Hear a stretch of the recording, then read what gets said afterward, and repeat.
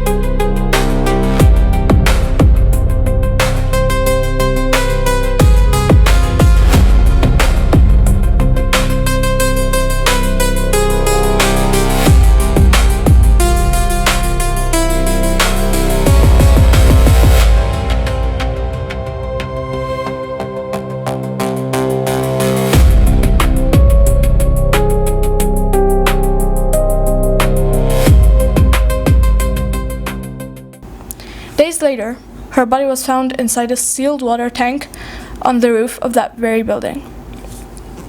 The internet turned it into a ghost story. They turned it into a conspiracy theory.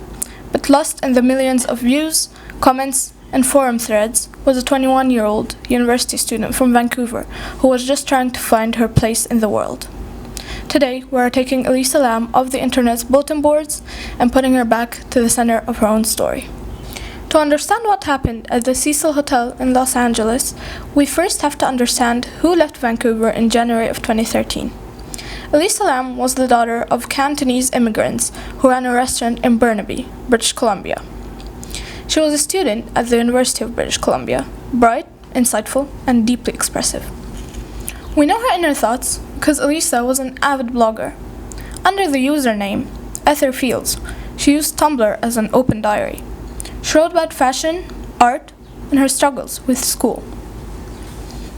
In early 2013, she decided to take what was called her West Coast Funk tour.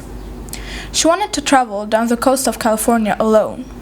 San Diego, Los Angeles, Santa Cruz, and even San Francisco. Her parents were worried about her traveling solo, so they agreed on one non-negotiable condition. She had to call them every single day to let them know she was safe. On January 26, 2013, Elisa checked into the Cecil Hotel in downtown Los Angeles. If you know true crime, you know the Cecil. Built in the 1920s, by the 2010s, it was located right next to LA's Skid Row. It was a budget hotel with a dark past, having served as the temporary home to serial killers like Richard Ramirez and Jack Unterweger. Elisa was originally booked into a shared, hostel-style room on the 5th floor. However, her roommates complained about her odd behavior, which led hotel staff to move her into a private room of her own. January 31st, 2013 was the day Elisa was scheduled to check out and head to Santa Cruz. It was also the day the daily phone calls to her parents suddenly stopped. Her parents didn't wait. Sensing immediate danger, they booked a flight to Los Angeles and contacted the LAPD. Officers searched the hotel, including her room, and brought in tracking dogs. But the Cecil Hotel was massive. It was a labyrinthine building with hundreds of rooms. The dogs failed to pick up a clear scent. 2 weeks went by, with 0 leads. Desperate to spark the public's memory, the LAPD released a piece of evidence on February 14th that would change the trajectory of this case forever. It was surveillance footage from one of the Cecil's elevators, recorded on the night Elisa vanished.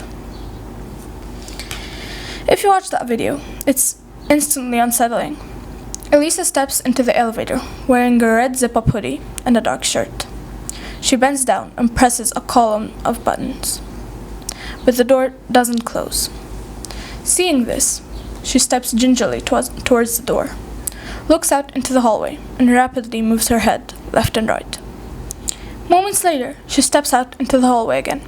Her movements became strange. She starts waving her hands, her fingers played out, twisting her wrists as if feeling the air or gesturing to someone just out of frame. Finally, she walks away out of the view to the left. The elevator door, which had remained open the entire time, suddenly closes, cycles through a few floors, empty, and opens again. The video went viral globally.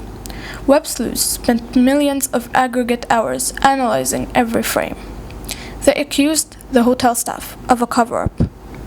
They pointed out that the timestamp was blurry, claiming the tape had been slowed down or edited.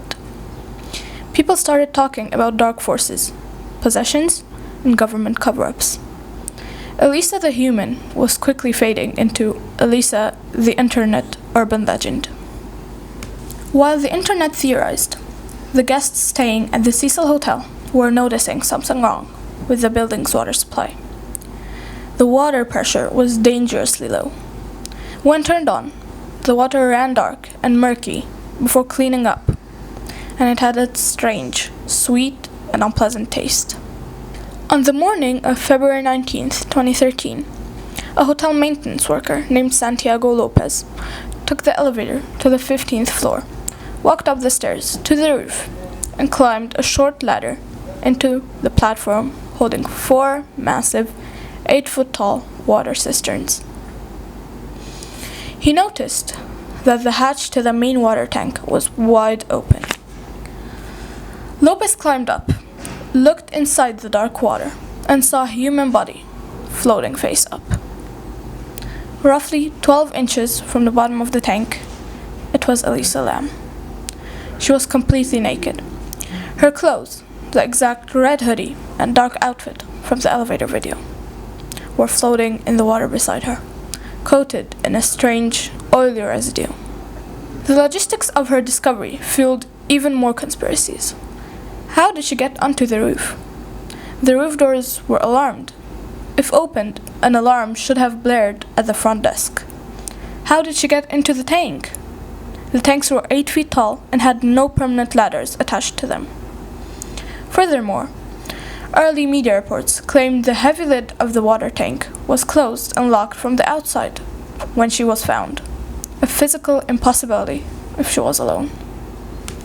For months, the public screamed murder, but in June of 2013, the Los Angeles County's coroner's office released its official autopsy report, and the facts began to paint a very different, deeply heartbreaking picture. Let's address the physical mysteries that the internet blew out of proportion. First, the roof alarm. Hotel staff later testified that while the fire doors were alarmed, the roof hatch itself was not properly secure, and there was external fire escapes that allowed easy, unalarmed access to the roof if someone knew where to climb. Second, the water tank lid. The initial media reports were flat out wrong. The maintenance worker, Santiago Lopez, explicitly confirmed in his legal deposition that when he first climbed the tank, the hatch was completely open. The rumor that it was closed and locked was a game of telephone played by early news reporters. Third, her clothes. In cases of severe hypothermia or drowning in confined spaces, a phenomenon known as paradoxical undressing frequently occurs. As the body loses its core temperature or struggles in distress, the brain misinterprets the sensation as burning hot, causing victims to strip off their garments. But what about the elevator video? What about her behavior? The autopsy revealed no trauma, no signs of sexual assault, and crucially, no illegal drugs or alcohol in her system. But the toxicology report found something else. The levels of prescription medication in her blood for her bipolar disorder were exceptionally low. Elisa had not been taking her medication as prescribed. According to medical experts and her own family's later statements, Elisa was likely suffering from a severe manic or psychotic episode brought on by a lack of medication and the stress of solo travel. In a state of intense paranoia, she likely felt she was being pursued. She hid in the elevator. She spoke to the hallucinations, and she sought out the highest, most secluded place she could find to hide, the roof. She climbed the access ladder of the open tank, slipped inside to hide or cool down, and tragically found herself trapped in an 8-foot container with no way to climb back out. It wasn't a ghost. It wasn't a government conspiracy. It was a tragic accident born from a medical crisis, amplified by a hotel structure that shouldn't have left its water supplies accessible. When we look back at Elisa Lam, we shouldn't just see a grainy, slowed-down surveillance tape. We should look at her words. On her blog, shortly before her trip, she wrote, "I think that's the human condition, to feel so tiny, so fragile, yet to keep going anyway." Elisa was trying to keep going. She was trying to see the world, to write, to live past her diagnosis. Her curtain call shouldn't be defined by the 4-minute video she slept. Elisa was trying to keep going. She was trying to see the world, to write, to live past her diagnosis. Her curtain call shouldn't be defined by the 4-minute video she spent terrified in an elevator in, but by the courage it took for her to pack her bags and try to explore the world. Thank you for joining me at the heart of the story today. If you want to support Crime Scene Center Stage, make sure to leave a review and subscribe. Until next time, remember to look beyond the headlines. I'm Salma, and this is your curtain call. Good night.